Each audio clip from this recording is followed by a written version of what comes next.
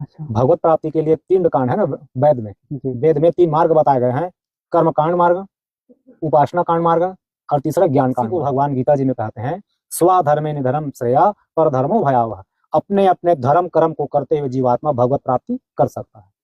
तो मतलब जो ये वर्ण बटे हुए हैं, जी तो क्या ये जन्मजात से इसको लेके चले हम कि उनके कर्मों से लेके चले मान लीजिए? नहीं नहीं, देखिए ये दोनों तरफ से देखा जाए। जी। गीता जी में चातुर्य वर्ण के भाग किए हैं, भगवान कृष्ण जी किए हैं। जी। चातुर्य वर्ण इसलिए किए हैं जो जिसके लायक है उसको उस वर्ण में उनको बैठा दिया गया ना। अच्छा। जैसे जो पूजा पाठ में जो लगे हैं, यज्ञ अनुष्ठान में लगे हुए हैं, भगवत सेवा आराधना में लगे हैं, उनको ब्राह्मण में समाज में जी जी भाग कर दिए।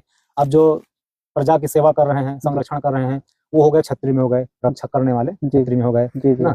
उदार पोषण कराने वाले को वैश्य में जोड़ दिए, और जो नीचे हैं जो सबकी सेवा करते हैं उनको नीचे माने शूद्र में जोड़ दिए हैं। जी। तो ये अभी वर्तमान कलयुग में क्या है, बाबा गोस्वामी जी कह दिए हैं कि कर्म प्रधान विश्व करी राखा। यहाँ प्रधानता कर्म की है, अच्छा। यहाँ जाति वर्ग की प्रधानता नहीं है।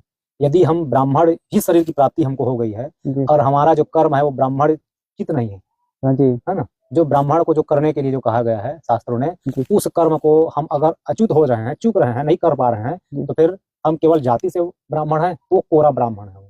अच्छा। जब तक कर्म आप में नहीं है तब तक वो कोरा ब्राह्मण के तुल्य है ना।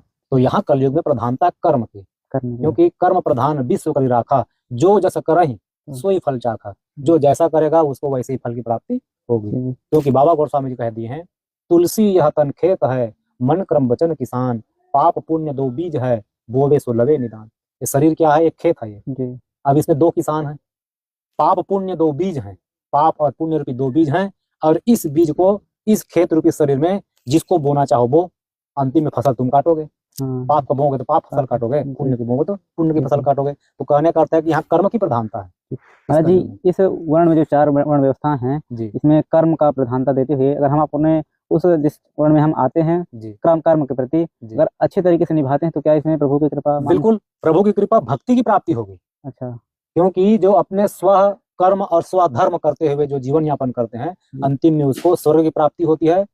भगवान कृष्ण जी का है स्वधर्मे निधर्म श्रेया, माने अपने अपने धर्म कर्म करते हुए हम स्वर्ग की प्राप्ति कर सकते हैं, भगवत प्राप्ति कर सकते हैं। अपर धर्मो भयावह, अन्य के धर्म में जाकर के, अन्य के कर्म में जाकर प्रवेश हो जाना, ये केवल और केवल पाप की प्राप्ति होगी, नरक की प्राप्ति होगी, अवश्य है।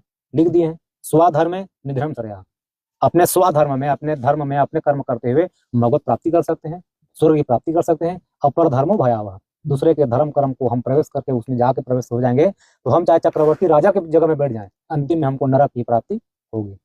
जी।